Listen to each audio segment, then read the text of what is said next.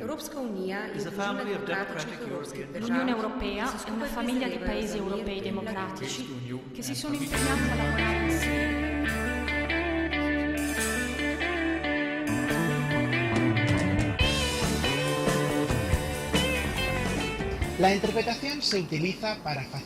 On utilise l'interprétation pour faciliter la communication entre personnes qui parlent des langues différentes et qui ne peuvent donc pas s'entendre sans l'aide d'un interprète professionnel.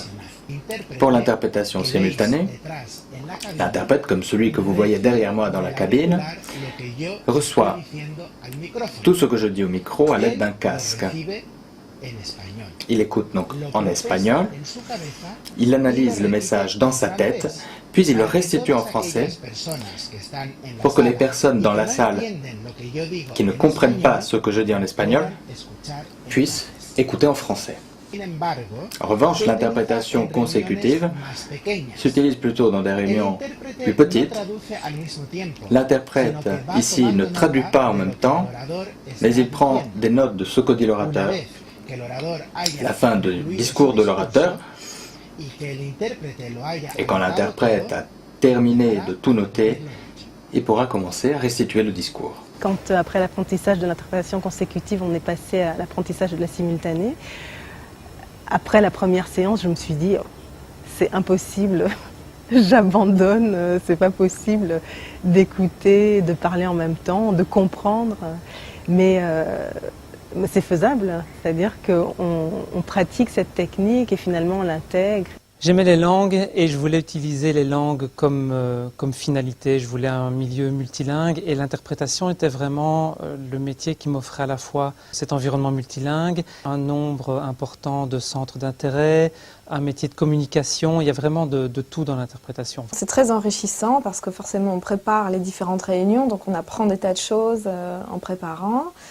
On découvre des tas de sujets intéressants, ça peut aller de l'agriculture à la culture, comme aujourd'hui on parlait du patrimoine culturel européen. Je pense que quelqu'un qui est attaché à la routine aurait beaucoup de mal à s'adapter à un métier d'interprète. Je trouve que ça demande beaucoup de facultés d'adaptation, un amour du changement et une curiosité pour des choses différentes et puis aussi savoir maîtriser l'inattendu. C'est ce qui rend le métier très intéressant puisqu'on rencontre chaque jour des personnes différentes, on entend parler de sujets différents, donc on est au courant du quotidien, de ce qui se passe dans l'Europe d'aujourd'hui.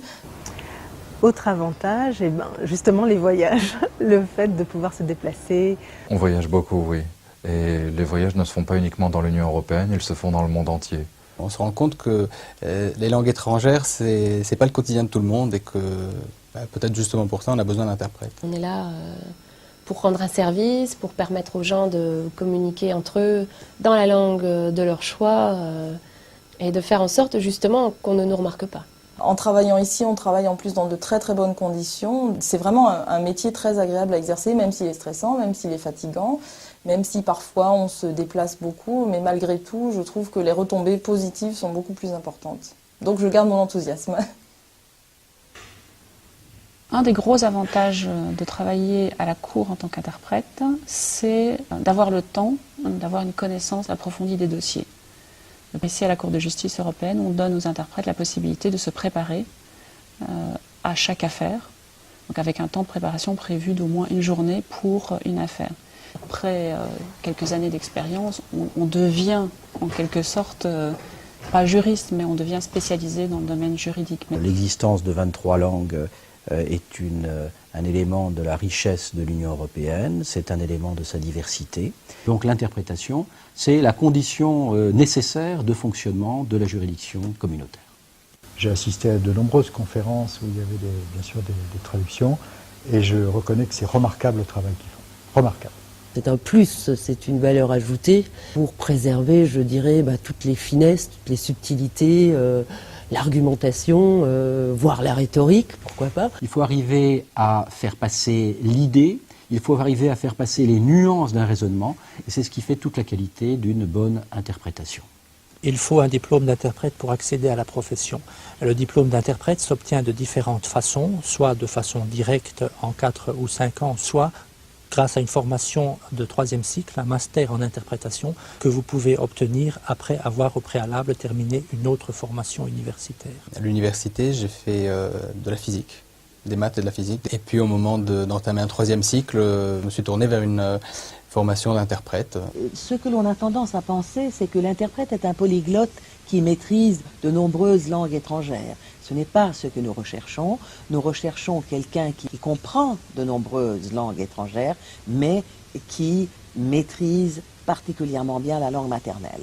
Nous recherchons en particulier des interprètes ayant l'allemand dans leur combinaison linguistique ou les langues de l'élargissement. Quand j'ai commencé à travailler, on m'a conseillé d'ajouter l'allemand parce que c'était une langue déficitaire en cabine française. Donc j'ai suivi ces conseils et ça a beaucoup changé le nombre de jours de recrutement quand j'étais freelance. J'ai beaucoup plus travaillé à partir du jour où j'ai ajouté l'allemand.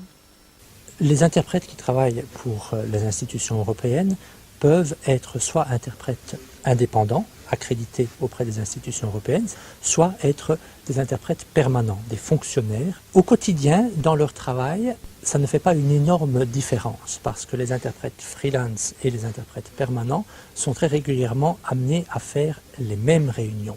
Étant donné que l'interprète de conférence est un universitaire, sa rémunération est proche de celle d'autres professions libérales. Juriste ou économiste. L'interprétation est un métier prestigieux et un métier de haut vol. En plus, l'interprète, il est très souvent au cœur de l'événement, que cet événement, une fois de plus, soit politique ou autre. Le bonheur de l'interprète, c'est d'entendre, pour citer peut-être le général de Gaulle, quelqu'un dire à quelqu'un d'autre « je vous ai compris ».